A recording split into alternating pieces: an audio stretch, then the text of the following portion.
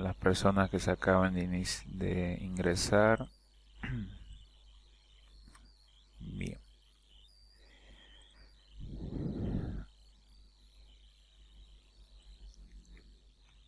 A ver, vamos a presentar ahora el tema.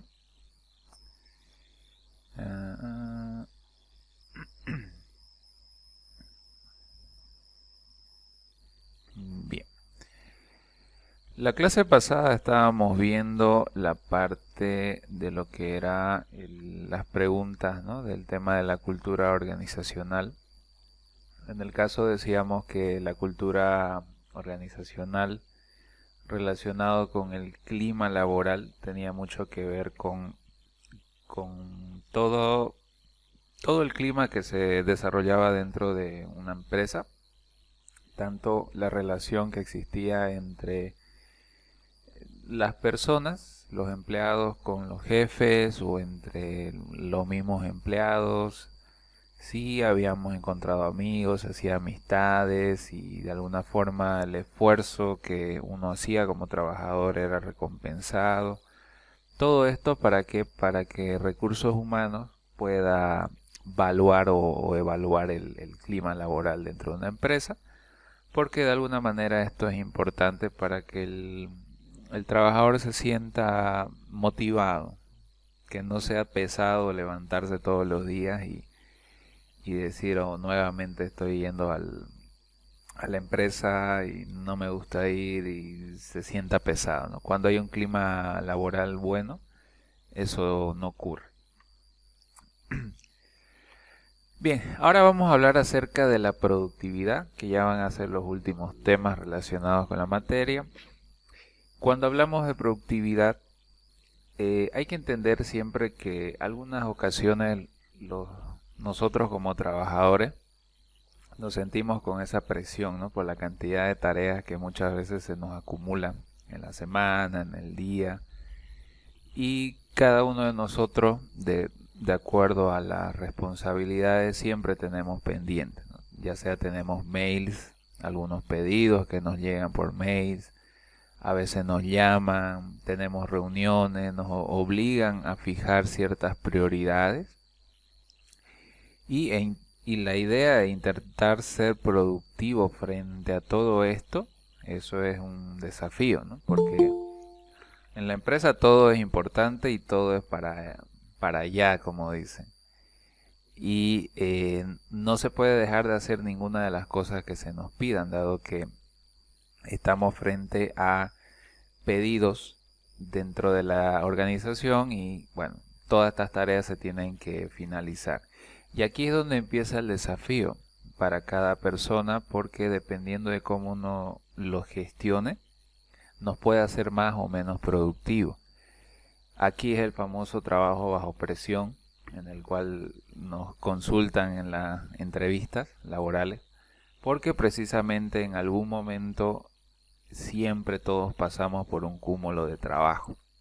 Esos momentos estresantes donde todo el mundo nos pide de todo y tenemos que empezar a gestionar. Muchas veces se les va a topar en los trabajos que van a tener semanas pesadas, principalmente los fines de mes.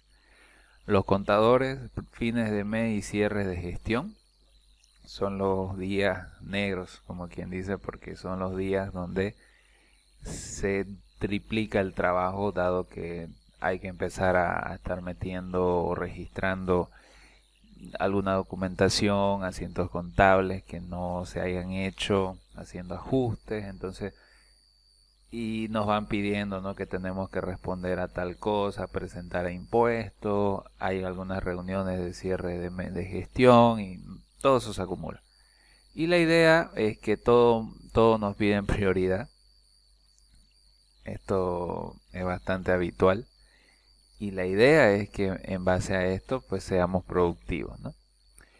Ahora, la productividad nace de la parte industrial principalmente. Es una forma de medirlo matemáticamente. Por ejemplo, la productividad se refiere a la eficiencia con la que utilizan los recursos para generar otros productos o servicios. Entonces, en base a los recursos que nosotros tenemos a mano, ¿cuánto podemos producir con eso? Y entonces esta es una forma de medir estas dos relaciones. Con las unidades de producción que nosotros tenemos versus las unidades de los insumos que nosotros utilizamos. Lo que producimos versus lo que utilizamos para producir eso. Entonces cuando alguien nos pregunta cómo va la productividad de la empresa, siempre lo vamos a medir en base a una relación de dos variables. ¿Qué tanto nosotros podemos sacar como resultado en base a lo que tenemos disponible? Por ejemplo, si hablamos de una empresa que hace panes, entonces la productividad se va a medir en base a cuántos panes nosotros podemos llegar a producir en base a los insumos que tenemos.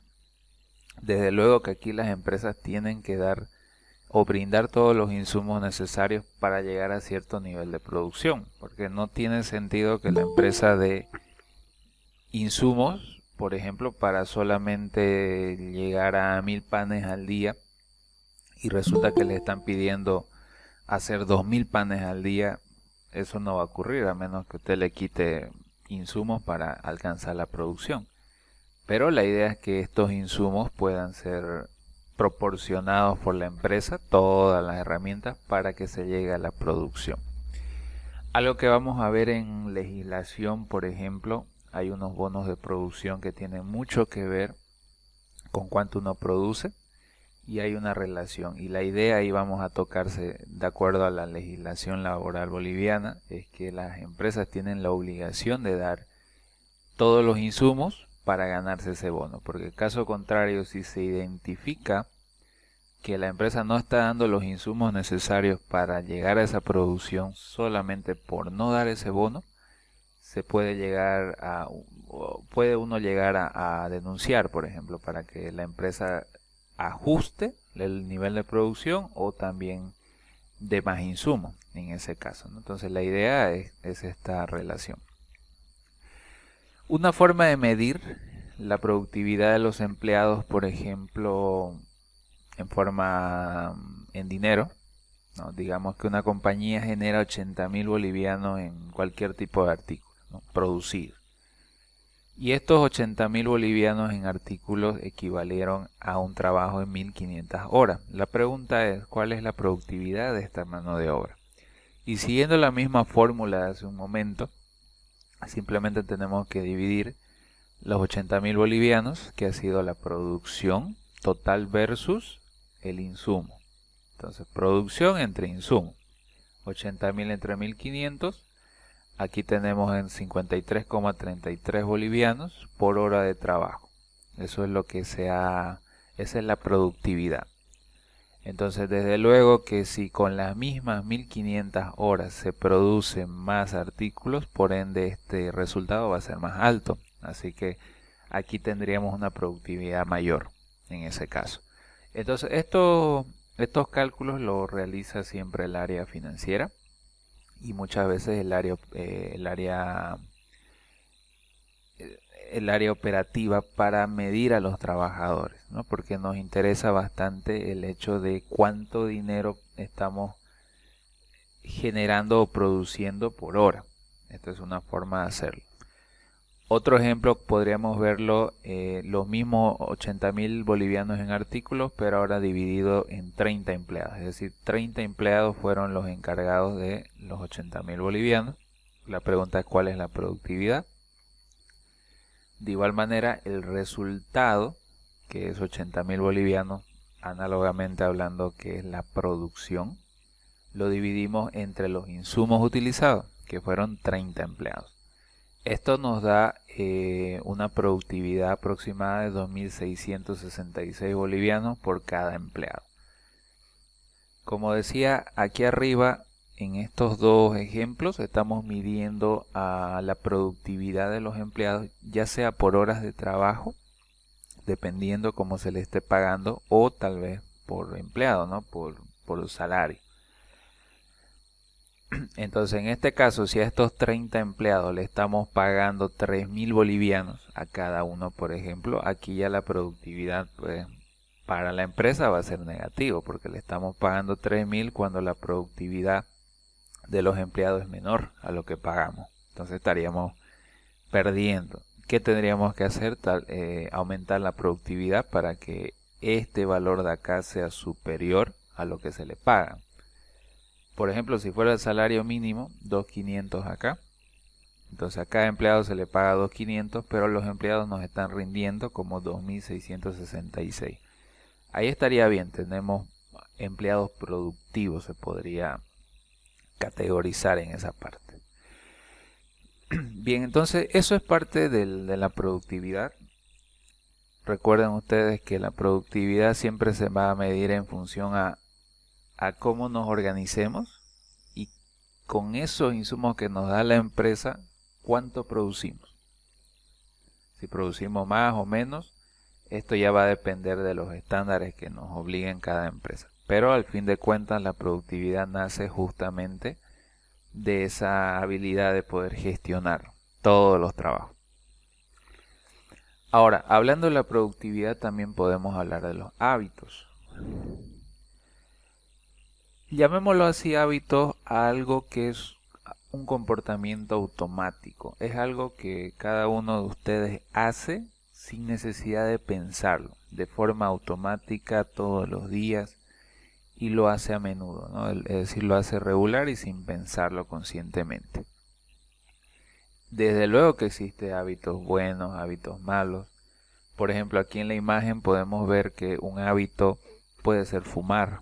Un hábito, desde luego, es dañino para la salud. Y personas que tienen este hábito de fumar, por ejemplo, a las 3 de la tarde o después del almuerzo, si eso lo hace rutinario, a la misma hora, al mismo lugar, el mismo cigarro, se convierte en un hábito. Y como los hábitos son comportamientos en automático, entonces no es algo que usted se esté organizando para fumar, sino que simplemente llegó a las 12 y usted en automático va y se compra un cigarro. Eso sería un hábito. Hábito quizás de lectura también podríamos tener, es un buen hábito. Quizás hábitos para jugar videojuegos, hábitos para culturizarse en tema de lectura de la Biblia. A lo mejor tiene un buen hábito relacionado con ser empático, ser buena persona. Tiene esos hábitos para tratar bien a la gente. O quizás hábitos de comida. Hay personas que a veces cuando están demasiado estresadas es donde más hambre le da. Y llegan a casa al final de la tarde y siempre tienen hambre. Entonces como que se le empieza a hacer un hábito. O personas que tienen hábitos de gastar, ¿no? Que obviamente no es algo sano. De hecho, esto es dañino para la finanza. La idea de los hábitos es que son comportamientos repetitivos y a la práctica y generalmente se arraigan en la rutina diaria. Los hábitos siempre pueden ser positivos, como les indicaba, o negativos. Esto de alguna forma puede generar o forma su personalidad de cada persona. Dependiendo de los hábitos que uno tenga, uno podría indicar o podría saber cómo es la personalidad de una persona y qué influencias tiene en su estilo de vida. Así que todo puede ser hábitos positivos, como hemos visto en estos casos, la lectura, de alguna forma tal vez divertirse un rato, tampoco dedicarle mucho tiempo a jugar. Hábitos negativos como fumar o tener hábitos de gastar también se consideran como hábitos malos. Entonces, todas las personas tenemos hábitos, cada uno de ustedes debe tener algún hábito, algo que hace rutinario todos los días, y si lo hace en la misma hora, en el mismo lugar, eso se puede considerar un hábito. Hay gente que tiene el hábito que se levanta por las mañanas y toma un vaso de agua. Eso es un hábito. Si lo hace todos los días de forma automática, se convierte en un hábito. Hay gente que tiene los hábitos de levantarse y tender la cama. Eso es un hábito. Podría ser tal vez de leer las noticias. Lo primero que uno hace al entrar a internet, al celular, eso es un hábito. O si usted tal vez entra a Facebook, cada vez que agarra el teléfono, lo primero que usted hace, ese es un hábito. Si entra a ver las redes sociales, se convierte de alguna forma un hábito. Y eso determina su personalidad, qué tipo de persona es. Y hablando de hábitos, hay un libro llamado Hábitos Atómicos, es bastante conocido este libro. En este libro lo que nos dice de forma general es que nosotros tenemos que acostumbrarnos a hacer cambios pequeños si queremos resultados extraordinarios. Mucha gente piensa que a veces quieren tener un resultado positivo en el futuro, quiere tener ciertas cosas o quiere conseguir ciertas cosas y muchas veces no cambia su rutina o no cambia las cosas que hace hoy en día. Y ahí está el problema, porque si uno no cambia los hábitos, no cambia las cosas en el presente, es muy probable que su futuro se mantenga. No haya cambio, se mantenga así estático, estable. La idea siempre es tratar de salir de la zona de confort. Ahora, eso no quiere decir que si usted quiere hacer un cambio fuerte en el futuro, usted haga un cambio fuerte hoy. Este libro nos indica que podemos hacer cambios pequeños. Y como la parte de los átomos, todos estamos constituidos por átomos. ¿Cuántos átomos tenemos en nuestro cuerpo? Forman a nosotros como personas. Entonces, vean lo que estos hábitos vienen a ser, estas pequeñas bolitas que vienen a ser los átomos, y todo eso en conjunto hace un resultado. Llegamos a un resultado. De ahí viene el libro. Parte del libro nos indica esta frase, dice: el éxito es el producto de nuestros hábitos cotidianos, no de transformaciones drásticas que se realizan una vez en la vida. Mucha gente cree que podemos cambiar o tener transformaciones drásticas y el éxito a veces cuando nos llega de forma así de la nada, muchas veces así como fácil llegó, fácil se va.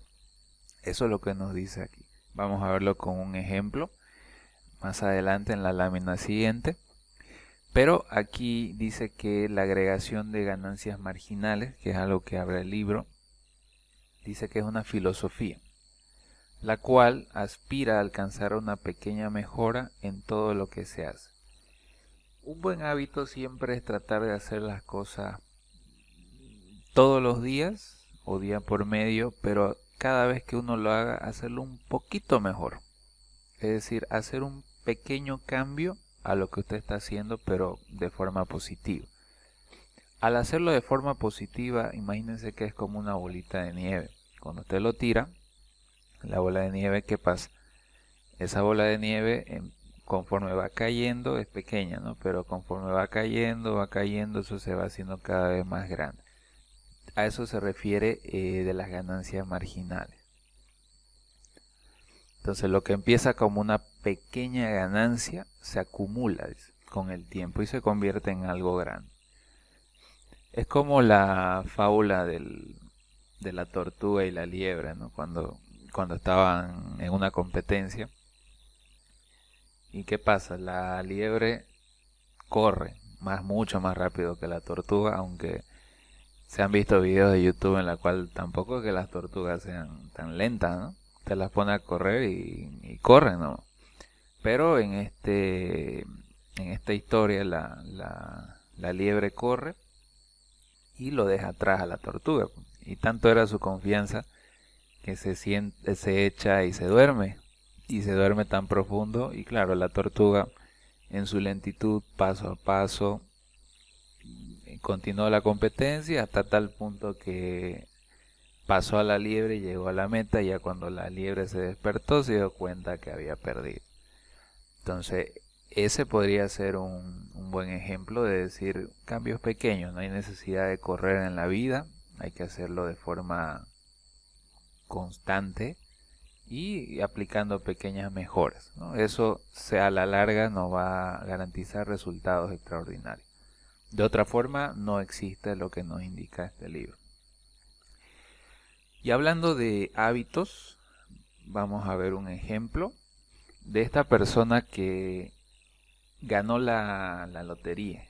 Como ven ahí atrás, ganó 100 millones de libras esterlinas, más o menos 100 millones para que se entienda, son casi 12 millones de dólares. O sea, es una barbaridad de dinero. Claro, esta persona se ganó la lotería, era algo joven, aunque lo vean un poquito viejo, pero es algo joven, tenía creo 19 años si no me equivoco la historia él. Con 19 años que usted gane 12 millones de dólares, creo que ya tiene la vida resuelta. Pero ¿qué hizo esta persona? Esta persona era un barrendero, así se dedicaba a trabajar de barrendero en las calles, así como las personas que limpian las calles de la ciudad, así tal cual, ese era su trabajo. Y bueno, resulta que a esta persona le llegó la suerte, de un día para el otro hubo un cambio drástico en su vida, pasó de ser pobre a ser multimillonario con lo que hizo. Y claro, esta persona, al ser multimillonario, empezó a gastar su dinero, empezó a comprarse cadenas de oro, empezó a comprarse propiedades, malgastar su dinero, viajes, coche, lo que haría cualquier persona con que se gana la lotería. No lo hemos visto igual del caso del Pari, ¿no? Con la excepción del caso del Pari que lo invirtió su dinero, pero esta persona no lo hizo. Bueno, resulta que lo malgastó su dinero en poco tiempo. ¿Y qué creen que pasó? Terminó volviendo a lo que era antes. Es decir, su vida era así barrendero. Ganó la lotería, se hizo millonario, de pobre a millonario, hubo un cambio drástico. ¿Y qué pasó? Como él no le costó, no hizo un hábito.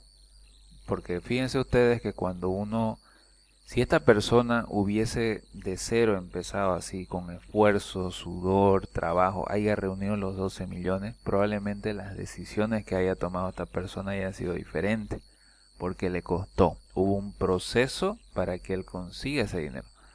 Pero si fue así una lotería, hubo un cambio drástico de vida, entonces desde luego sus decisiones no fueron las acertadas.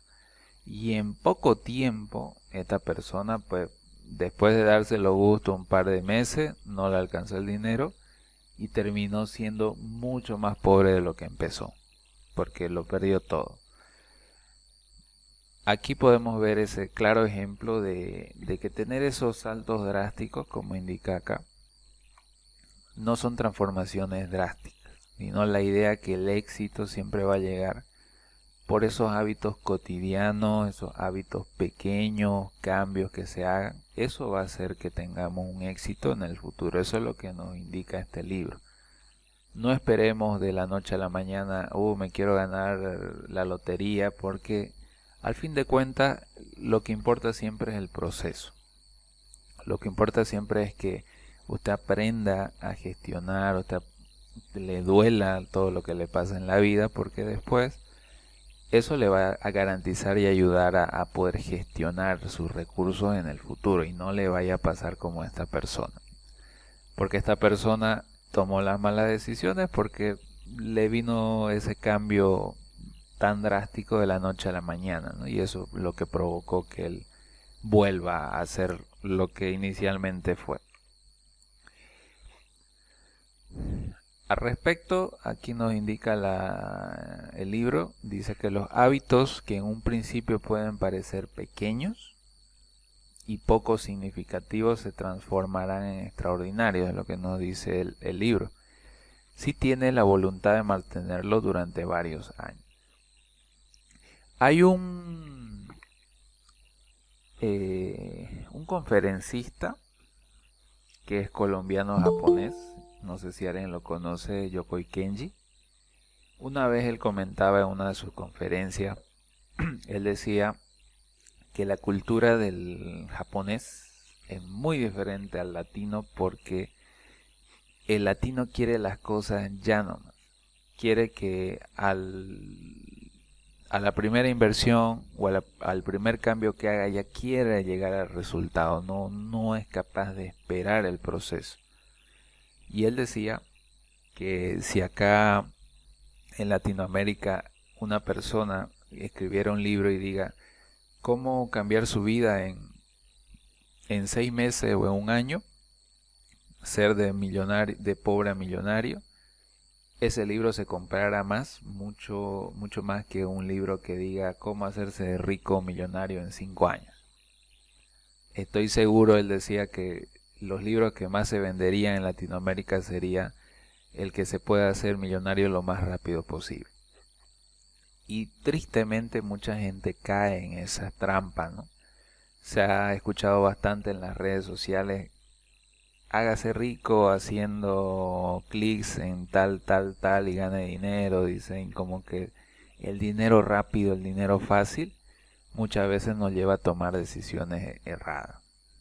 Nos estafan, no es lo que nos prometieron y al final, tristemente, nuestra cultura latina, no sé por qué nos obliga o nos lleva a que las cosas y los resultados sean inmediatos, lo más rápido posible, cuando este libro nos garantiza de que tengamos que tener hábitos pequeños al inicio, y al ser pequeños nos podría parecer significativos, insignificantes, ¿no? O poco significativos, pero lo que este libro nos asegura y nos garantiza que si tenemos estos hábitos pequeños, vamos a tener resultados extraordinarios.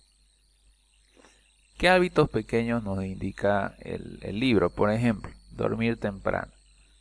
Dormir temprano nos ayudaría a mantener la cabeza un poquito más fresca, a tener una buena salud, porque ¿de qué sirve en adelante si uno va envejeciendo y no tiene buena salud?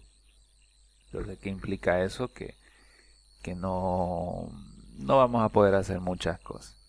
Yo sé que por el tema del trabajo y eso tal vez es complicado dormir temprano. A veces uno duerme tarde, lo temprano es a las 10, 11 de la noche, recién uno está pegando el sueño por la dinámica del trabajo, ¿no? Pero la idea es siempre tratar de tener estos hábitos mientras se pueda. Otro hábito pequeño es mantener el orden en la casa, dice, y el cuarto. Las personas que mantienen en orden su casa o su cuarto de alguna forma tienen o sienten un control en su vida, que las personas que lo mantienen desordenado, por ejemplo, son personas que no tienen esa sensación de control. Muchas veces cuando uno siente o sabe que su cuarto por lo menos está con la cama tendida, como que a veces da gusto, ¿no? de volver a casa, ¿no? Decir, está tendida la cama por lo menos y ya. Uno llega y se siente bien. Pero diferente es cuando uno está en el trabajo y se da cuenta que ni siquiera la cama la tendió. Y a veces llegar a casa se le hace más pesado. ¿Por qué? Porque da esa sensación. El cuarto da esa sensación de control. Hacer deporte también es otro hábito muy bueno. Mantener salud. Hacer deporte, dormir temprano son buenos hábitos, ¿no? Que nos podría hacer buenas personas. Comer sano también es buen hábito. No todas las veces comer mucha chatarra. Todo tiene su límite. Tampoco irse a los extremos, ¿no? De vez en cuando tal vez darse algún gustito. No hace daño a nadie, pero la idea siempre es tratar de comer sano. Otro párrafo que nos indica este libro es que nos dice que nos preocupemos más por la trayectoria que estoy siguiendo en el presente, dice, que de los resultados que has alcanzado hasta ahora. Aquí nos indica que mejor nos preocupemos por lo que estamos haciendo hoy, que por los resultados que hemos alcanzado ahora. ¿Por qué hace referencia a esto? Porque si nosotros hacemos un autoanálisis, seguramente después de terminar ese análisis, uno va a sentir que no ha alcanzado ciertos resultados en la vida, o que quizás a la edad que tienen tal vez no han logrado conseguir lo que han soñado o han planificado en algún momento. ¿Y eso qué ocurre en nosotros? Pues llega a ser desmotivante. A veces uno piensa, pucha, ya estoy mayor de edad, ya estoy viejo. Yo a esta edad me planteé tener, no sé, mi casa, tener un auto, tener cierto negocio o tal vez ser dueño de empresa, y quizás estamos lejos de los resultados que hemos obtenido, y eso puede ser frustrante. ¿Qué es lo que nos sugiere el libro? Simplemente nos preocupemos por lo que hemos hecho, por lo que hemos avanzado. Sea poco, al final es un avance, que eso a la larga va a tener sí o sí un resultado positivo. Entonces hay que preocuparse por lo que hemos logrado, la trayectoria, cómo lo hemos hecho, que por los resultados que hemos tenido hasta el momento, porque seguramente todos, y no tengo miedo a equivocarme, todos, la realidad que tienen hoy día seguramente no es la que desean, sino que todavía están en ese camino. Así que este libro nos motiva a que no nos preocupemos por los resultados obtenidos. Todavía podemos cambiar, hagamos cambios pequeños. Aquí nos da algunos hábitos que pueden tener resultados extraordinarios, ¿no? Eso es lo que nos dice el libro. Y tiene mucho que ver también con la productividad. Hay un método que usan los programadores, se le llama el método del patito de goma.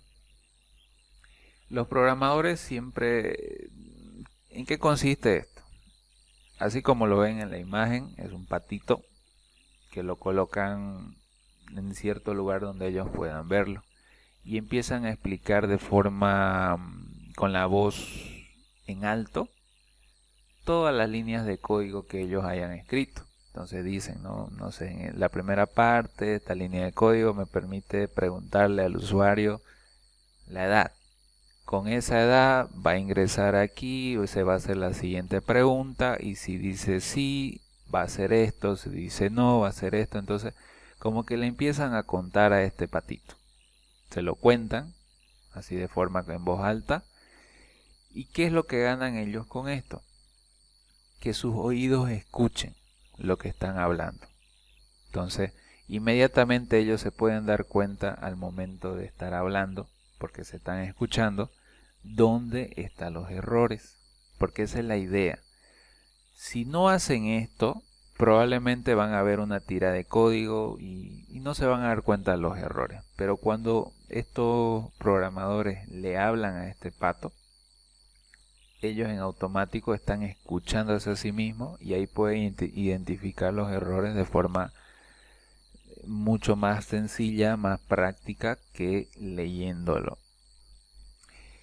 Esto también es muy bueno y práctico para aquellas personas que al momento de estudiar procuren hablar ustedes mismos, es decir, explíquense a ustedes mismos el ejercicio que están haciendo como si ustedes fueran los que se están enseñando, y ahí se van a dar cuenta los errores que quizás está cometiendo. Por ejemplo, si hablamos de contabilidad, va a decir, bueno,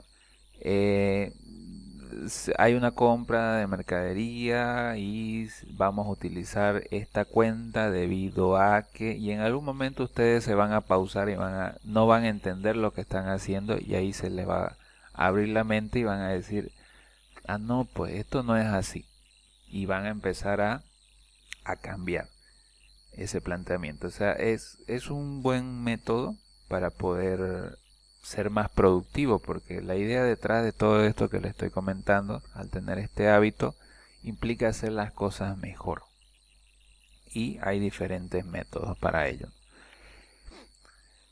Hay otro método japonés que se llama el Kaizen, viene de estas dos palabras juntas. Esto se originó, dice, después de la Segunda Guerra Mundial, y fue o se convirtió en una filosofía de gestión, porque destaca esa importancia dentro de las empresas de hacer cosas o mejoras pequeñas y que sea constante y continuo. Y que incluye eso, que al fin de cuentas mejore, el resultado mejore. Es como el del libro de hábitos atómicos, hacer cosas pequeñas para tener resultados grandes. Aquí la idea fundamental, dice, detrás de este método es que los pequeños cambios sean incrementales, de a poquito, no tampoco saltándose de forma drástica, pero que sea constante y sostenido a lo largo del tiempo. Dice que puede generar mejoras significativas. Y si algo hemos aprendido de los países asiáticos es su desarrollo. Los países asiáticos, conocerán ustedes que se las baten en la industria, tanto en la computación, tanto en su cultura. Son países muy bien desarrollados y a la larga pues tienen este tipo de culturas, ¿no? Culturas de las mejoras pequeñas pero con cambios incrementales, y al fin de cuentas hacen mejores resultados. El Kaizen se centra en la participación activa, dice, de todos los miembros de la organización, independientemente del nivel, para contribuir a la mejora continua. En pocas palabras, lo que nos dice el libro, lo que nos dice este método, es que no nos desesperemos por hacer cambios grandes, sino que vamos de a poco.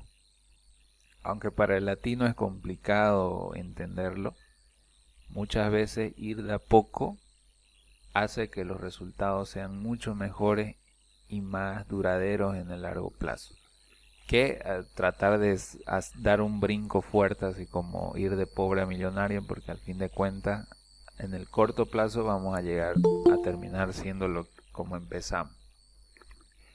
Entonces esa es la idea que tenemos detrás de lo que es la parte de la productividad. Ahora vamos a hablar acerca de las crisis, que ya es uno de los puntos finales para nuestra materia. Y bueno, al igual que estamos viviendo en Bolivia épocas de crisis, todas las empresas u organizaciones siempre han enfrentado crisis a lo largo de toda su historia. No existe una sola persona que no haya enfrentado alguna crisis, ni siquiera una empresa. Por ejemplo, en caso de los países, tenemos crisis económicas, crisis de pobreza, desempleo, inflación, es decir, los precios de los productos cada día se suben de precio, eso es inflación. El desempleo, ya lo conocen, es cuando gran parte de la gente que podría estar empleada está desempleada. La pobreza, ¿qué podemos decir de este concepto? Es aquella clase social, ¿no? Que apenas puede ganar lo justo para sobrevivir. Y eso ocasiona también las crisis económicas, ¿no? Puede ser un detonante, una crisis económica de todo lo demás. Hay crisis de escasez, ¿no? Como en el caso de Venezuela. Tenemos también crisis climática, catástrofes. Más bien todo este tipo de crisis climáticas no lo vivimos aquí en Bolivia, por lo menos. En nuestros países vecinos sí. Chile, por ejemplo, terremotos, inundaciones son más frecuentes. La última inundación que me acuerdo fue en España, creo que en Valencia era, si no me equivoco. Se inundó terrible este año o el año pasado, y fue terrible. Fue una crisis climática muy fuerte. Crisis de la escasez. Ojalá que aquí en Bolivia no lleguemos a este tipo de crisis, porque cuando empieza a faltar la comida, de alguna forma se puede convertir en algo muy grave, porque la gente se puede hasta matar por comida, ¿no? Entonces ojalá no nos toque. Crisis políticas también. En fin, podemos hablar de diferentes tipos de crisis, pero la idea es que la historia de empresas, organizaciones o de países siempre ha pasado distintos tipos de crisis. La última crisis que hemos vivido en el mundo ha sido la de la pandemia, que fue lo que nadie se esperaba. Después de tanto tiempo el mundo vivió una pandemia, y cuando se le dio de alerta, me acuerdo yo en el 2019,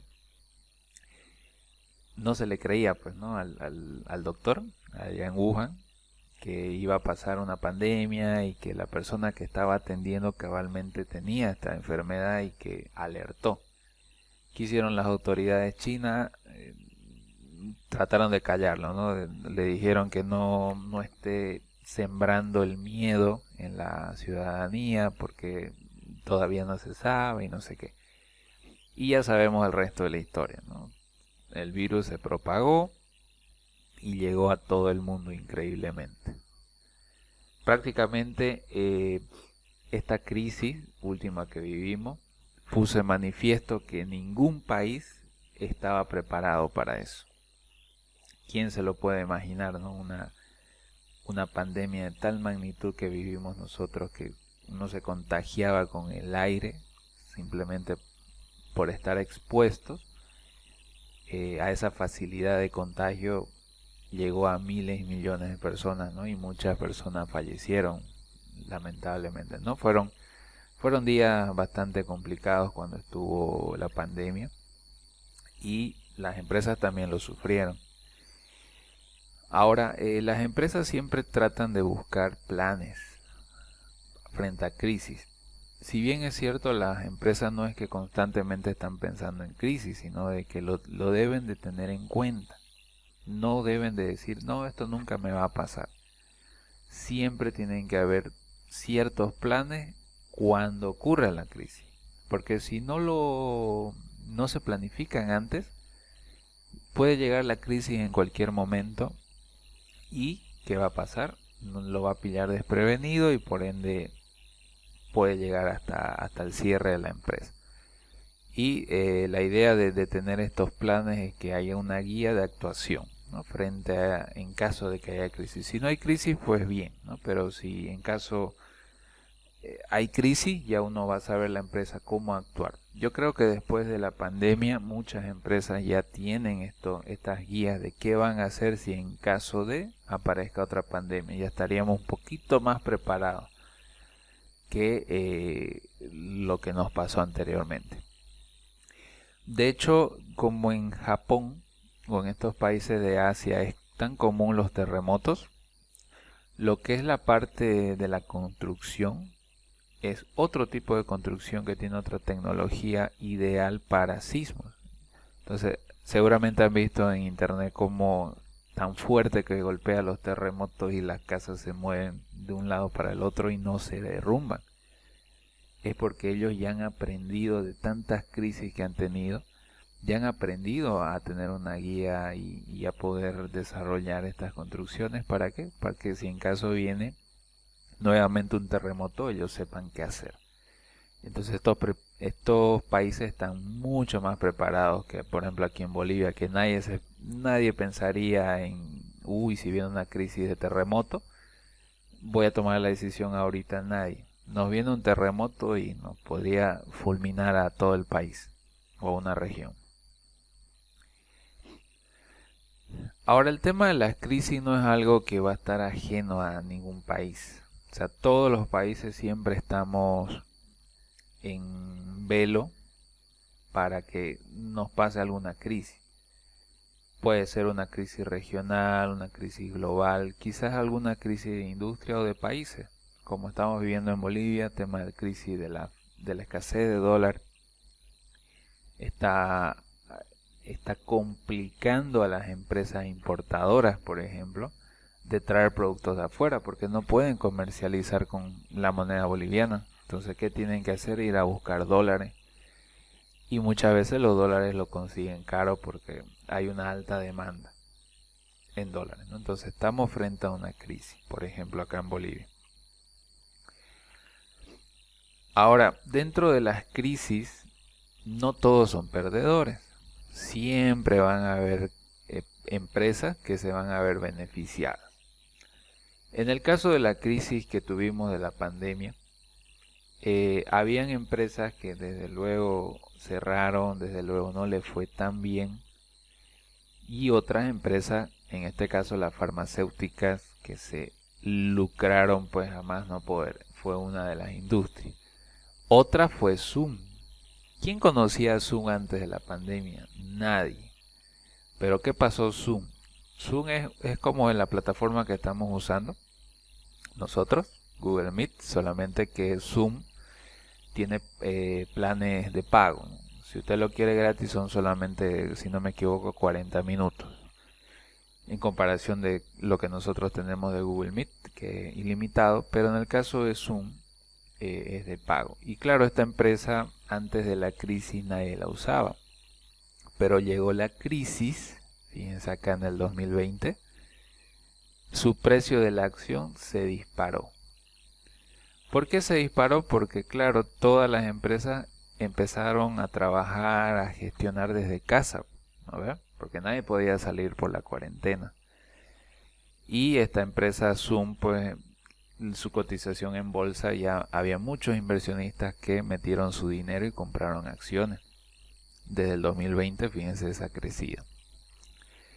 Fueron 145, casi 146% de crecimiento estuvo desde el 2020 hasta lo que tenemos aquí, 146. Y fue capitalizado, o sea, valía 43.675 millones de euros, valía la empresa. Entonces, esta era una de las empresas que no le fue mal en la crisis, más bien al contrario, le fue excelente. Fue de sus mejores épocas desde el 2019 hasta el 2020. Fíjense que no había nadie le interesaba a esta empresa. Pero cuando vino la pandemia y todas las empresas usaban la virtualización para hacer las reuniones y todo lo demás, todos usaron esta plataforma y de ahí creció. Otro de las industrias que no conocen crisis fuertes son los tecnológicos. Amazon, por ejemplo, lo que fue 2019 y 20, en vez de haber caído, más bien creció un 38%. Los de iPhone también, no fue un crecimiento tan grande como los de Amazon, pero también hubo un pequeño crecimiento, un 10%. Alphabet, que es Google, creció un 13%, Microsoft creció un 18% y Facebook un 22%. Fíjense que todas estas industrias que son tecnológicas, en lo que es la pandemia, no les pasó nada. Facebook, ni qué sería, ¿por qué creció? Porque todo está en la nube. Eran los momentos donde uno más paraba en las redes sociales, ¿no? Cuando estaba en cuarentena. Lo mismo Microsoft, porque ya todas las empresas empezaron a comprar licencias de Office para trabajar desde casa, entonces ya crecieron sus acciones, sus ventas. Google lo mismo por el tema de las promociones, publicidad, etcétera. Por eso este tipo de gigantes tecnológicos no conocen que es una crisis, más bien le fue bien. ¿Y quiénes más se beneficiaron? La farmacéutica. Como nunca vendieron Pfizer, Johnson Johnson, también, que era otra de las empresas que desarrollaron la vacuna contra el virus. Entonces, este tipo de vacunas, ya se imaginarán los miles y millones de dólares que han debido de vender estas industrias que se han lucrado justo en una época de crisis. También han lucrado las empresas que daban estos servicios de limpieza, desinfección, ¿no? Ya hoy en día siguen existiendo estas empresas, pero ya como que nadie lo utiliza, ¿no? Pero en aquel momento sí era bastante necesario. Ni qué sería los hospitales privados, ¿no? La funeraria. ¿Qué otro tipo de empresas tenemos que se hayan lucrado? Eh, las farmacias, tenemos los antigripales principalmente, y y varios, ¿no? Inclusive hasta hasta el dióxido de cloro, que decían que tomarse shot de dióxido de cloro hacía que uno mate o combata al virus, ¿no? Un montón de cosas que se escucharon en la pandemia que es en épocas de crisis, estas fueron las que más bien estuvieron en su auge. Otra de las crisis que esta sí afecta a nivel mundial, principalmente a empresas grandes, son las crisis de ciberseguridad. Aquí ya estamos hablando de crisis, vamos a llamarlo electrónicas, tipo hacker, tipo esto, a las cuales las empresas están constantemente al acecho. Por ejemplo, una vez aquí dice que esta persona, Nicolás Curoña, dice que había comprado el dominio de google.com.ar. Imagínense, él lo pilló libre. Entonces lo compró creo en $12, si no más lo recuerdo, el dominio, que es esto de acá, es decir, la página web. ¿Y qué creen? Este dominio de acá no lo tenía comprado Google. Imagínense para qué se iba a prestar o para qué estafas podía haber ocupado esta persona para utilizando este dominio. Entonces toda la gente iba a decir, es un dominio de Google, está respaldado por ellos y de ahí podrían haber sacado esta persona quizás muchos contraseñas, tarjetas de débito, crédito, no sé, porque él tenía este dominio y era el dueño. Entonces, ¿qué pasó? Google se le fue, pues, ¿no? Se equivocó. Por más que ser la empresa más grande del mundo, se equivocó. Se le fue justo este dominio, no lo compró. O sea, no lo pagó, en pocas palabras, porque los dominios son prestados. Y no lo pagó. Y esta persona lo pilló disponible y lo compró. Entonces, ¿qué hizo Google? Tuvo que hablar con él, conversar, hacer una negociación y Google se lo pagó. Se lo pagó a esta persona, creo por no sé cuántos miles de dólares. Le compró el dominio, se lo vendió. Pero fíjense, si a Google, siendo una empresa tan grande, le pasa esto, ¿qué nos espera a nosotros los mortales, ¿no? Que no nos equivoquemos, definitivamente sí estamos. Entonces Google perdió ese dominio en Argentina, pero él dijo, ¿no? Yo lo compré legalmente, porque todo el mundo le estaba echando el palo diciendo, vos robaste, vos tenés otras intenciones, y al fin de cuentas él dijo, yo lo compré legalmente. No es algo que yo no haya hecho fuera de la legalidad. Y al respecto de las crisis, una de las crisis más fuertes que puede pasar una empresa es la crisis de la reputación. ¿Reconocen este tipo de imagen? Que esto lo podemos encontrar en las reseñas de cuando uno entra a Google Maps y quiere buscar algún restaurante, algo, siempre uno va a las opiniones, ¿no? Para saber, a ver, si no conoce el restaurante, podemos ver, a ver, qué dice la gente del restaurante para hacernos una idea, si ir o no ir. Aquí vamos a leer este, ¿no? Dice, la atención de la mesera muy amable y atenta, el lugar cuenta con guardia en el parqueo, las mesas al medio giraban para que puedan rotar los platos y servirte eso. Me pareció bien, dice, ¿no? Pero, ¿se acuerdan de la famosa palabra? Arruina todo lo anterior con esa palabra. Pero dice, la comida daba mucho que desear. No tenía buen sazón, algo insípida. Creo que le mezquinan la sal, dijo, por algo dijo insípida. Lo bueno es que te puedes pedir media porción de cada plato. Para probar en variedad deberían cambiar de chef, aparte que su comida estaba muy grasosa. Claro, uno leyendo esto del restaurante, de este restaurante, uno como que ya para el coche, ¿no? Si tal vez uno ve, uy, muy grasosa la comida, ¿será que es así? Dicen, ¿no? Entonces, esto ya es una reputación, una mala reseña, que de alguna forma le afecta a este restaurante. Fíjense lo importante que es que las empresas mantengan una buena reputación. Aquí hay otro ejemplo. Dice, cuando tenía 15 años, tuve que soportar la pérdida de mi amigo y mi abuelo el mismo día, dice. Creía que había sido lo más duro en mi vida hasta que intenté comer la milanesa de ustedes.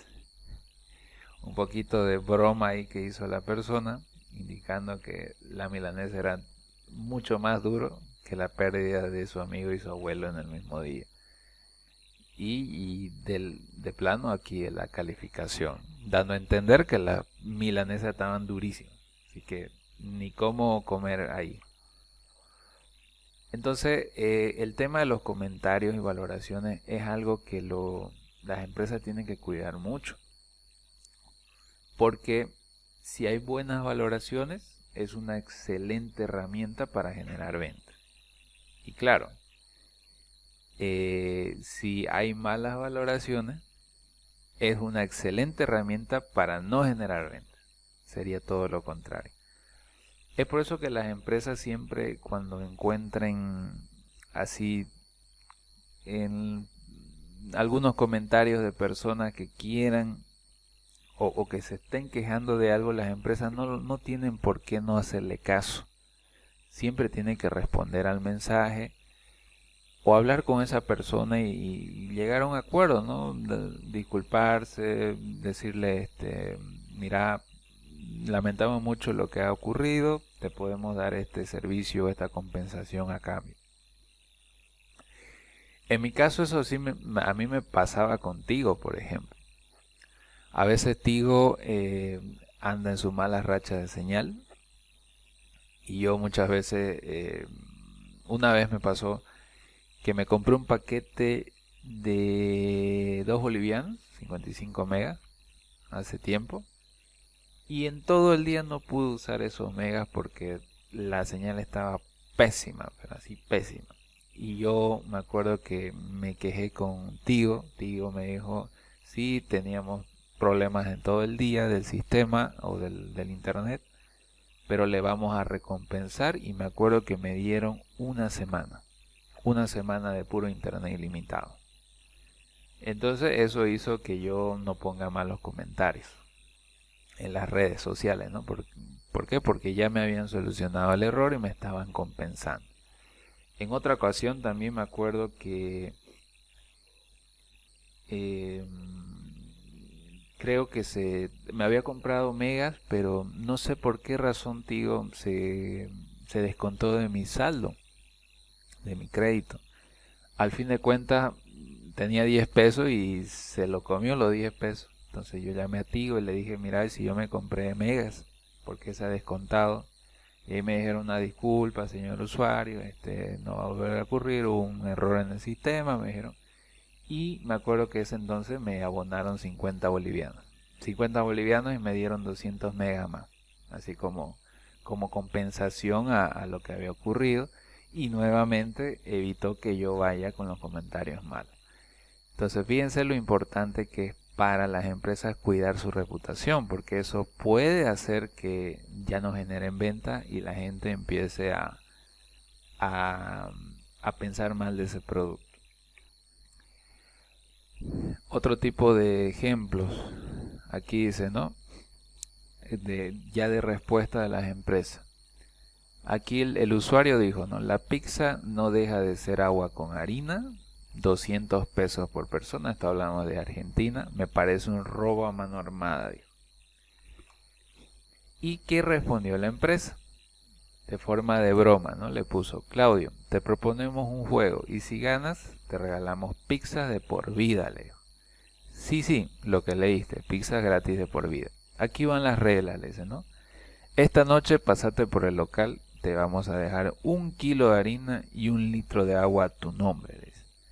Te damos 1 hora para que hagas la pizza que quieras y si te sale, nosotros cumplimos la promesa. ¿No? Recuerden que le dijo, ¿no? La pizza no deja de ser agua con harina, le dice. Y ellos le estaban respondiendo. Hay solo algunas condiciones. Vos vas a tener que hacer las pizzas solo con harina y agua, sin sumar otro ingrediente.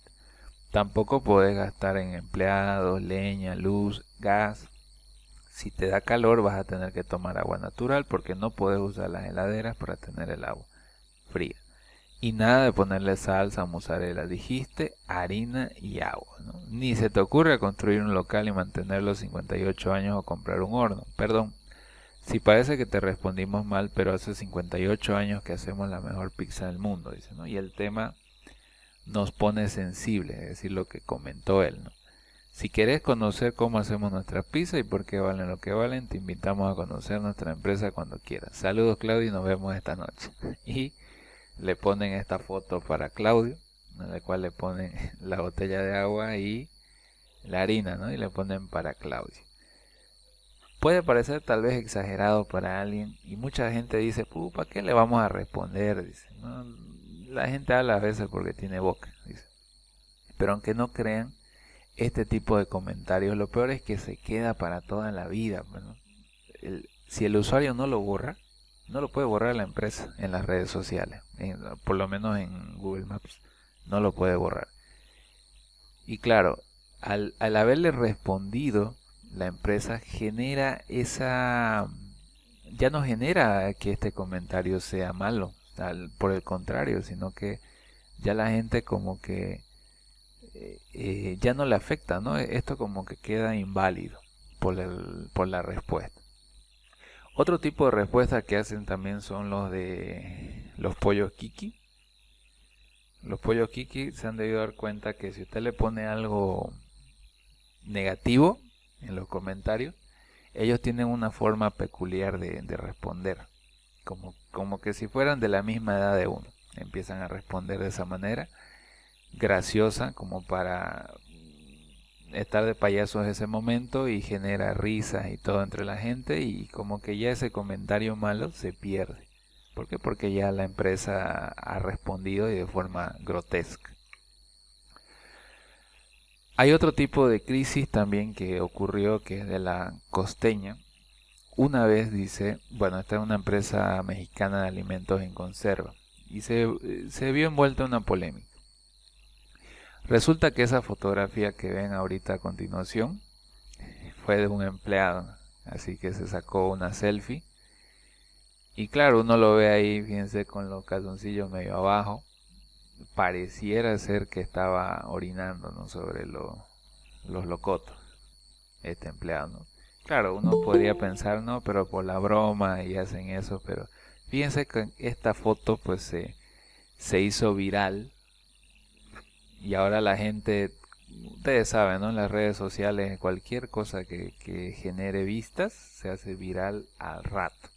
Entonces, esta imagen corrió por todas las redes y la gente, los usuarios, pues le dieron me divierte, empezaron a cuestionar que estos productos, la costeña, productos con orín, de eso me habla.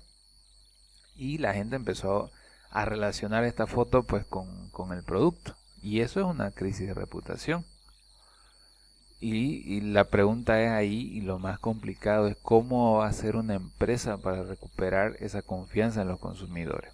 Porque basta una foto hecha por broma para tirar toda una reputación de una empresa. Fíjense lo delicado que puede ser este aspecto. No lejos pasó algo también en Bolivia, ¿no?, con la Hot Burger. Espero que las redes o YouTube no me cuelgue con el video, pero este caso ha sido bastante polémico, ¿no? Con la Hot Burger, el tema del dedo. No sé si, yo creo que lo han debido escuchar. Una persona que estaba comiendo su hamburguesa encontró un dedo humano, parte de un dedo con la uña así como lo ven. Y obviamente a partir de ahí, personalmente a mí, después de ver toda esta noticia, yo nunca más quise ir a comer hot burger. Y creo que no lo haré nunca. Porque ya uno piensa, pues no, ya Hot Burger se quedó con esa reputación. Yo me acuerdo aquí en Santa Cruz que después de que esta noticia se hizo viral, las cadenas de Hot Burger estaban vacías. Porque puede ser que ha ocurrido esto y bueno, salió a aclarar el dueño de que sí, efectivamente un trabajador tuvo un accidente tiempo pasado, pero lo habían hecho atender y no sé qué más. Bueno, obviamente no creo que Hot Burger haya puesto ahí el dedo a posta y haya dicho no, lo vamos a poner y ya está. No, no, sinceramente se les ha debido de pasar. ¿Y qué implica esto, no? Que la falta de calidad, la falta de higiene y uno empieza a imaginarse cosas, ¿no? Si en un momento hubo un dedo, ¿qué me voy a encontrar? O cómo debe estar esa carne, dirán, ¿no? Todo uno se inventa. El tema de los chulupis, también de los concejales, ¿no? Cuando van a los restaurantes y pillan chulupis y todo lo demás. Son temas de reputación, caen las reputaciones de las empresas.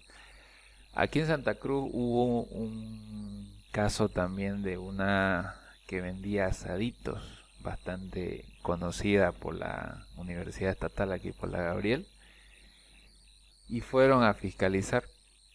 Y no, pues empezaron a encontrar chulupis en el piso, los aceites así, todo cocinado que parecía aceite de motor, todo negro, reutilizado. Entonces bueno, voy a cambiar de imagen para que no cause repulsión a algunos. Bueno, resulta que cayó la reputación de esta empresa, de esta señora. ¿Y qué hizo al respecto? Fue tan bien manejada esa crisis que me acuerdo que remodeló todo el lugar, el establecimiento lo hizo más bonito, ahora está más bonito. Y encima de eso le sacó la gracia de los chulupis, cosa de que tenían trabajadores en la puerta y los vistió de chulupis también, así como dando la bienvenida, un poquito de la gracia, ¿no? De lo que le había pasado, y lo manejó bien la reputación. Entonces esta persona es como que a la ciudadanía se le olvidó de los chulupis y ahora va al lugar, ¿no? ¿Por qué? Porque supo manejar esa crisis. Hot Burger todavía se lo conoce como la del dedo, ¿no?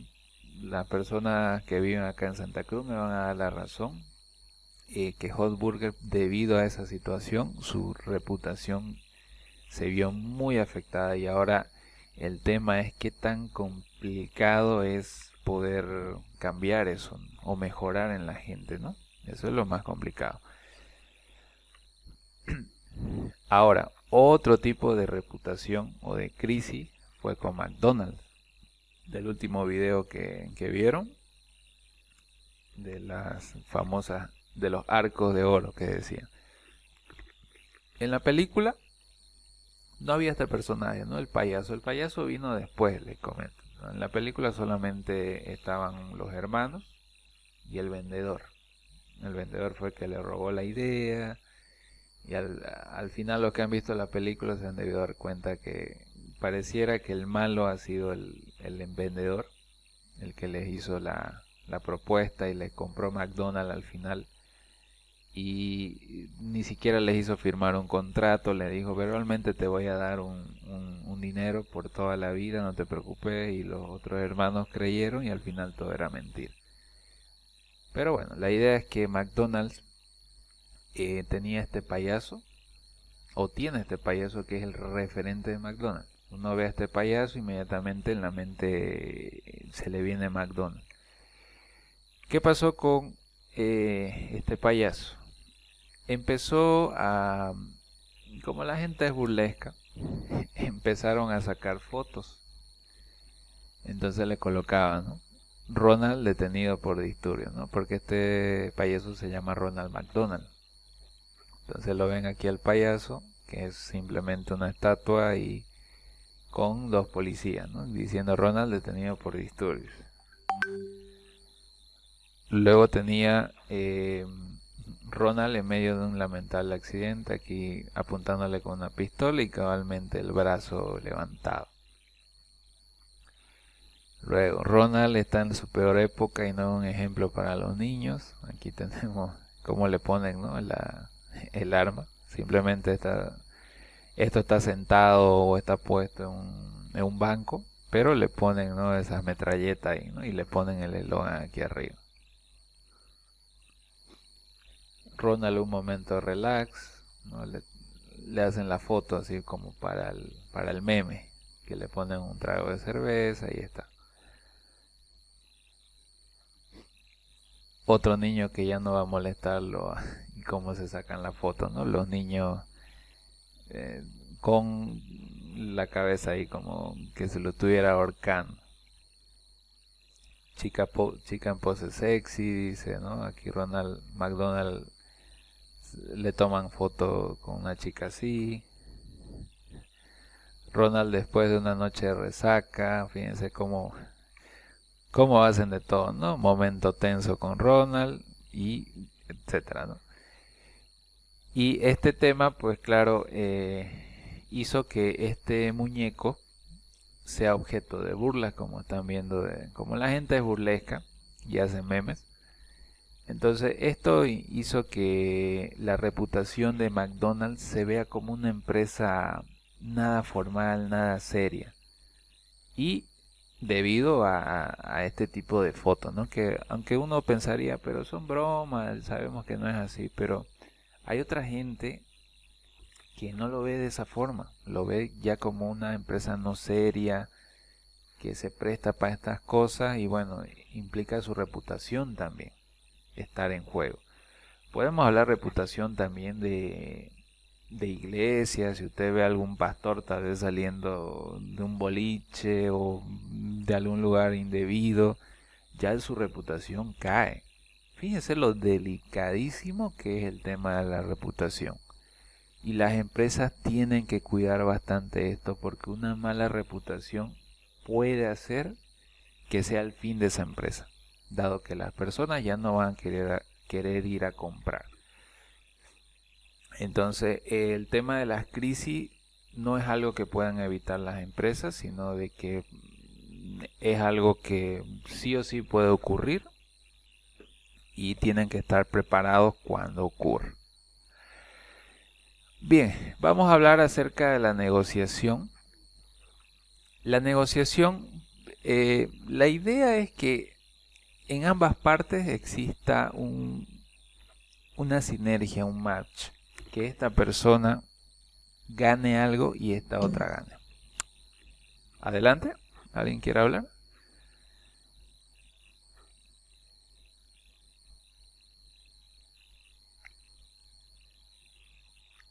Ah, está bien, continúo.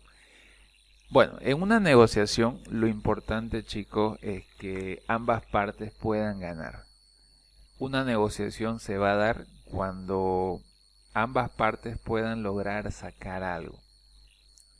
No existe una negociación o no va a existir un cierre cuando una de estas partes no gane algo. No va a existir. Entonces, al momento de negociar para las empresas o para usted en la vida diaria, siempre tiene que tratar de que no sea yo, sino tenemos que pensar también en la otra persona y llegar a un acuerdo en el cual ambos podamos sacar, porque al fin de cuentas dentro de una negociación ambas partes buscan algo y ese es el elemento esencial, ¿no? en el área de negociación. Hay una metodología de Harvard, que es una universidad reconocidísima a nivel mundial, una de las mejores, que fue desarrollada por Fisher y William Ury en los años 80. Y esta es la técnica de negociación que ha sido enseñada bastante en muchas escuelas. ¿Cuál es su base? La idea nos dice que hay que centrarnos en los intereses de ambas partes implicadas y no en las posiciones que pueden tomar inicialmente los negociadores. Es decir, hay que identificar cuál es el interés de mi contrincante, qué quiere en la negociación y en base a eso proponer algo. Eso es lo que nos dice esta metodología y se basa en 4 principios. En este caso, el primer principio nos indica que hay que separar a las personas del problema que se está llevando o se quiere negociar. No nos interesa con quién estamos negociando, lo apartamos de la ecuación y nos centramos en el problema. Luego, al centrarnos del problema, nos vamos a empezar a centrar en cuáles son los intereses de estas personas para resolver el problema. No tanto tenemos que pensar en las posiciones. ¿A qué me voy con esto? Por ejemplo, si usted va a negociar con alguna persona con poder adquisitivo, por ejemplo, usted no vaya pensando, no, pues esta persona tiene harta plata, así que me va a aceptar lo que yo le pide, ¿no? O sea, simplemente ahí está, usted está pensando en la posición que tiene la otra persona, cuando no es lo correcto. Según esta metodología, lo que dice, concéntrese en lo que le interesa a la otra persona, no en su posición económica, política, social, no, en lo que le interesa.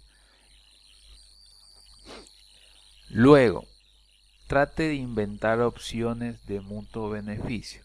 Una vez que usted identifique los intereses, busque opciones, pero que sean de beneficio mutuo. No trate de buscar solamente beneficio propio, sino que sea de ambos y vaya con varias opciones. Insista en usar criterios objetivos. Por objetivos me refiero a algo tangible, a algo real, algo que sí se pueda medir, porque de eso se trata la objetividad, porque la subjetividad significa algo que yo pienso, mas no existe. Pero la objetividad es todo lo contrario. Entonces, estos son los 4 principios que nos indica el principio de negociación de estos señores de Harvard. En base a estos 4 principios, hay 7 elementos que regulan una negociación. ¿Cuáles son esos? Primero, buscar una alternativa. En este caso estamos buscando una posibilidad en el que el negociador de efectuar un acuerdo diferente al que se está planteando realizar en la mesa de negociación. Es decir, en las alternativas dentro de una negociación hay que buscar siempre alternativas muy diferentes a lo que se está planteando en ese momento. Es decir, si ustedes están planteando negociar con un proveedor, no se vayan solo con la idea de quiero pedirle que me venda cierta cantidad de productos, ¿no?, en tal tiempo, sino de que vaya con una alternativa diferente a eso. A lo mejor quizá decirle, si tú me das esto, yo te podría dar esto, aquello, ¿no?, como una alternativa muy diferente a lo que se inició o se planteó al inicio. Vea los intereses. Es llegar más allá de la negociación inicial. En una buena negociación, para que se dé, tienen que pensar en los intereses de la otra persona. Porque si usted averigua qué es lo que está buscando en la negociación, usted va a tener mucho para ganar. Y en base a su interés usted puede plantearse una alternativa que le favorezca a ambos. Porque si la otra persona queda satisfecho y usted queda satisfecho, se cierra el trato. Así de sencillo. Las opciones, ¿no? Luego de conocer los intereses que hubieron ocultos en la negociación, puede haber opciones, ¿no? Podemos ver algunas opciones de mutuo acuerdo que nos sirvan de ambos cuando conozcamos los intereses. Porque los intereses, chicos, no es algo que está a la vista al inicio, sino que hay que averiguar. Ahorita vamos a ver un ejemplo. Sea legítimo también otro de los elementos. Las soluciones que se planteen, así como todos los procedimientos, deben pasar por un análisis, si se determinen o no legítimas. Por legítimo me refiero a que sea legal. Todo lo que usted esté planteando se pueda hacer, en pocas palabras. Tiene que haber un compromiso entre las partes, no solamente sea un acuerdo verbal, sino de que se cumpla, ¿no?, básicamente entre las partes. Eso es lo importante. Tiene que haber una comunicación, no solamente es creer que nosotros nos comunicamos bien. Yo les decía, tener una buena comunicación no significa saber hablar, sino de que usted sepa hacerse entender con la persona lo que quiere. Y por último, tiene que mantener la relación, porque en el momento que uno está en la negociación siempre hay un riesgo constante. Siempre hay un riesgo de que se rompa. Y lo hemos visto bastante con el tema de los médicos, por ejemplo, que dicen, estamos entrando en paro porque queremos que nos den tal cosa. Entonces entra en una negociación y siempre dentro de una mesa de debate o de negociación, la negociación siempre está en riesgo de quebrarse. En alguna de las partes, si una de las partes dice algo indebido, se puede quebrar la negociación. Por eso es que hay que tener mucho tacto, mucha relación con la otra persona. Un caso práctico que podemos ver esta metodología aplicada es, por ejemplo, Juan es un gerente de una empresa que fabrica dulces a base de lúcuma. Un día dice recibe una llamada de un proveedor justamente de esta materia prima, la lúcuma, que se llama Pedro.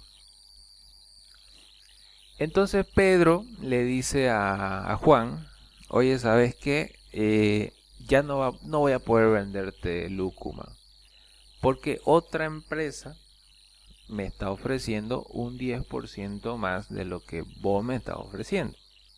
Es como que te estoy comprando a 100 bolivianos. Hoy en día Juan le está comprando a Pedro 100 bolivianos la lúcuma. Y hay otra empresa que le ha dicho, mira, ¿sabes qué? Dámela a mí, yo te voy a pagar 110 bolivianos. Más o menos esa es la figura. Y a Juan, obviamente, no le parece mucho perder al proveedor porque es muy bueno. Y se le ocurre algo. Dice, te ofrezco, ¿sabes qué? Un 3%. No te puedo dar un 10 porque mi flujo no me alcanza. No, pero te puedo ofrecer un 3, le dice. Y además de eso, le dice, le hace un acuerdo de las relaciones que tienen de años de trabajo. Es decir, le dice, ¿sabes qué? Mira, esa nueva empresa es nuevo, no sabes si te va a seguir comprando. Conmigo ya hemos trabajado harto tiempo y no tenés seguro. Así que por la seguridad, y yo te voy a ofrecer un 3% más, es lo que te puedo ofrecer. ¿Cerramos o no cerramos? Entonces, obviamente lanzó primero esta oferta Juan, pero como que no le pareció tanto la idea, dijo, pucha, sabes que es muy barato, 10% del otro, me puedo arriesgar, dijo, ¿no? Entonces Juan le ofreció la segunda alternativa, es lo que yo les decía al comienzo, hay que tener una segunda alternativa muy fuera de la negociación. La negociación se dio aquí, esta fue la primera. A esto ya hay que tener una segunda alternativa, bajo la manga por si no funciona la primera. La segunda, en este caso, le dijo, ¿sabes qué? Ya, está bien. Te ofrezco un 5% más de pago. Ni más ni menos, ¿no? Además, le dice, ¿no? Te voy a comprar continuamente y además te voy a dar un adelanto de tu siguiente cosecha, Leo. Entonces ya le cambió la alternativa. Obviamente ahí Pedro dijo, uy, voy a tener más flujo. Me está pagando por una cosecha que todavía no está, ya voy a tener la plata para hacer esa cosecha y voy a sacar dinero. Entonces, perfecto. Hagamos el negocio. Fíjense que aquí ambas partes, o sea, se dio el acuerdo porque tanto Juan como Pedro se sintieron beneficiados en la negociación. Juan, por su parte, no perdió al proveedor porque vende las mejores lúcumas. Y Pedro consiguió más dinero y más flujo de efectivo para continuar con cosechas posteriores. Entonces ambos se beneficiaron. Y una última, antes de terminar la clase y la materia, vamos a ver otro ejemplo. En este caso fue Dan Walter, era una empresa que fabricaba estas poleras, como ven aquí. Y bueno, resulta que esta empresa fue tan exitosa que una vez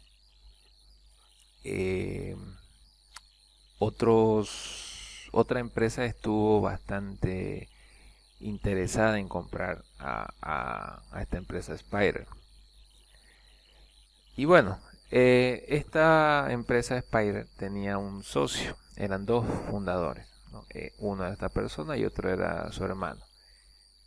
Bueno, perdón, su amigo. Bueno, resulta que un día estaban interesados en comprar estas sudaderas debido a que eran de buena calidad, repelentes, tenían una tecnología hidrogel. Era bueno, era una polera muy buena. Bueno, resulta que estas personas se sientan un día y reciben una llamada y le dicen, estamos interesados en poder comprar su empresa y necesitamos ver cuánto nos las pueden vender. Queremos hacer una reunión. Dicen, no, en tal día, tal lugar. Bueno, ellos están interesados por la oferta y se sientan a conversar los dos. Y resulta que entre los dos dijeron, oye, ¿qué te parece si la vendemos en 2 millones de dólares? Sí, está bien pagada, no somos nuevos en el negocio y podemos hacer otras cosas, nos podemos llegar a 1 millón y 1 millón y listo. Ya, perfecto, listo. Dice que se fueron, se sentaron en la reunión y resulta que por casualidades de la vida el, la empresa, la otra, la interesada se adelantó y se siente y le dice, jóvenes, estamos interesados en su proyecto. ¿Saben qué? Lo único que podemos pagarle ahorita a ustedes, con mucha pena le dice, es 14 millones de dólares. No podemos pagarle un centavo más de eso. Y esto, ¿qué creen que, qué pensaron ellos al escuchar eso? Porque ellos no se adelantaron en la negociación, simplemente ellos escucharon qué era su propuesta de ellos y ellos le dijeron, ¿saben qué? Más de 14 millones de dólares, que es lo que venimos a ofrecerle, no podemos pagar más de eso. ¿Aceptan o no? Y claro, ellos venían con la mente de vender 12 millones en 2 millones de dólares. ¿Cuánto sacaron de lucro? Sacaron 12 millones de dólares, ¿no?, de lucro en base al haber escuchado a la otra parte. Entonces, otra técnica de negociación también se da mucho en el hecho de escuchar primero a la otra parte. Entonces, no es nomás llegar y lanzar la oferta, porque pueden caer en esto, ¿no? De decir, tal vez su contrincante o la otra persona tenía una mejor oferta y ustedes se la terminaron matando. Entonces ya no sacan una buena negociación. Entonces lo que dice esta técnica es tratar de dejar que hable la otra parte y en base a lo que hable y lo que proponga, proponer. Porque pueden darse estos casos, ¿no? Como les pasó a estos hermanos, a estos amigos, perdón. Bien, con eso oficialmente hemos dado por finalizado la materia de administración. Espero que les haya gustado.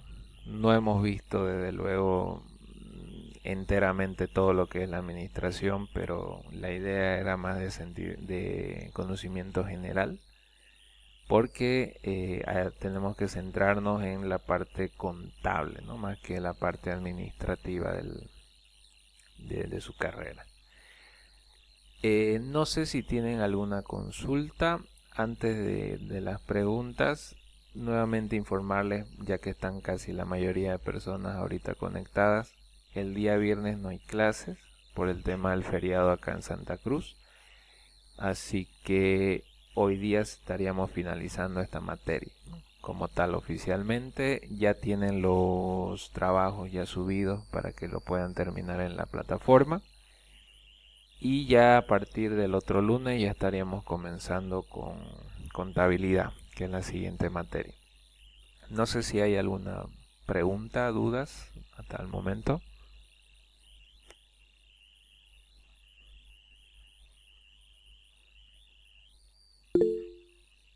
Adelante. Muy buenas noches, licenciado. Solamente quería que me confirme sobre este tema, bueno, bien importante, sobre la crisis. Entonces, he llegado a entender de que obligatoriamente o necesariamente una empresa debe tener un plan B, porque cuando hablamos de crisis no estamos hablando solamente de una crisis financiera. Claro que puede haber una crisis económica, financiera, de una empresa, pero sin embargo usted nos ha enunciado, ¿no es cierto?, que hay diferentes tipos de crisis, como dijo, crisis de escasez, crisis hasta política y bueno, hasta crisis de reputación. Entonces, para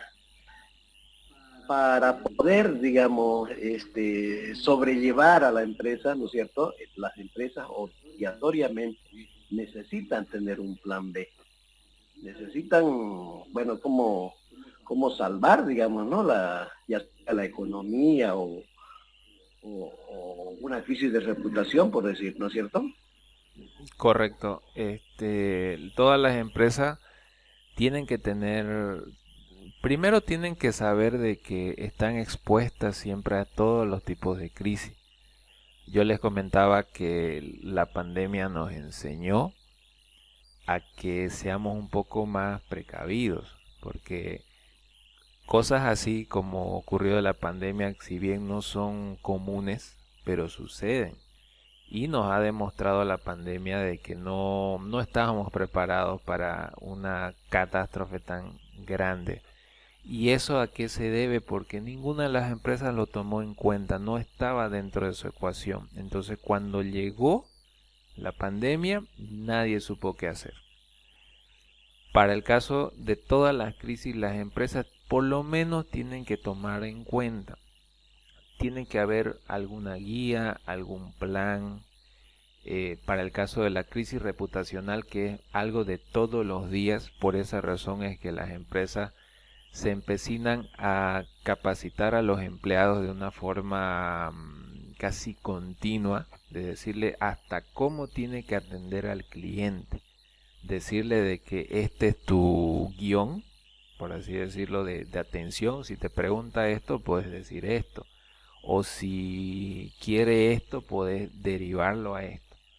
¿Por qué? Porque si en algún momento alguien se equivoca o no sigue estos pasos, o por último la empresa dice, no, mi reputación nunca se va a ver afectada, puede ser que alguno de los empleados haga algo indebido, así como el caso de la foto que vimos que se tomó, la selfie, y se hizo viral, ¿no? Y al hacerse viral, la reputación cayó de esa empresa. Por lo tanto, esa empresa ya se lo reconoció como que, ¿será que me están vendiendo algo con orín? Aunque no fuera así y fuera simplemente una foto. Entonces, son cosas que pueden ocurrir así de la noche a la mañana, y las empresas tienen que tener una guía, sí o sí. No pueden dejarlo fuera. La idea no estar pensando a cada rato en la crisis, de que va a ocurrir, sino de que tenerlo listo. Por si ocurre, saber actuar rápido. Para eso es.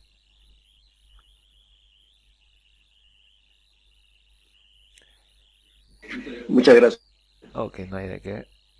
¿Hay alguna consulta más al respecto?